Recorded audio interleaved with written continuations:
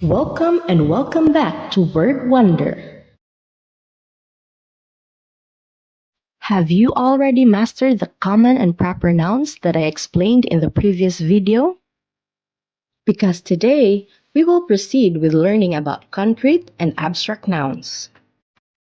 All nouns are either concrete or abstract, but never both at the same time. It can sometimes be hard to know which is which, so this guide explains their differences and how to tell them apart, with lists of both concrete noun examples and abstract noun examples.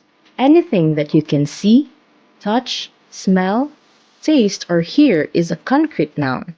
Concrete nouns have physical properties and can be identified or experienced through at least one of our five senses.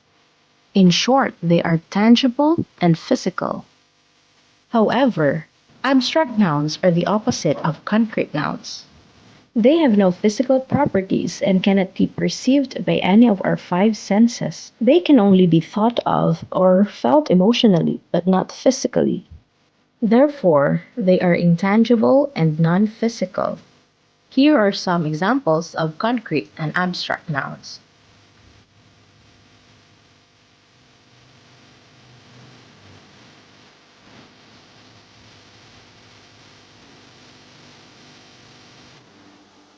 Sadness is an abstract noun. We feel sad, often as a response to certain events or experiences, but it isn't something we can touch, see, hear, taste, or smell. Sure, you can tell that someone is sad based on their emotions or actions, but the emotion itself can't be physically touched. It's not something you can pick up, nor is it like a measurable degree of sadness. You couldn't take someone's sadness, put it under a microscope, and say, "Ah, you're 32 degrees micro sad." Wind, on the other hand, is considered a concrete noun. Although we can't touch the wind itself, its effects, such as motion, temperature, pressure, sound, and force, are all tangible and measurable. Because we can physically feel these effects and observe them through our senses, wind is considered a concrete noun despite being invisible to the naked eye. For example, in the aspect of motion, we know that wind is the movement of air, and motion is a physical property. When the air moves, we can feel it on our skin as a breeze. The sensation of wind moving is something we can physically experience, even though we can't see the wind itself. Another way to tell the difference between concrete nouns and abstract nouns, aside from being tangible or intangible, physical or non physical, is by looking at their suffixes.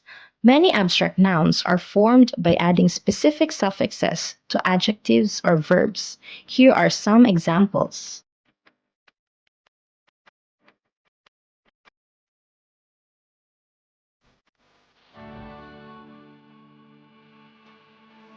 That wraps up our lesson on abstract and concrete nouns.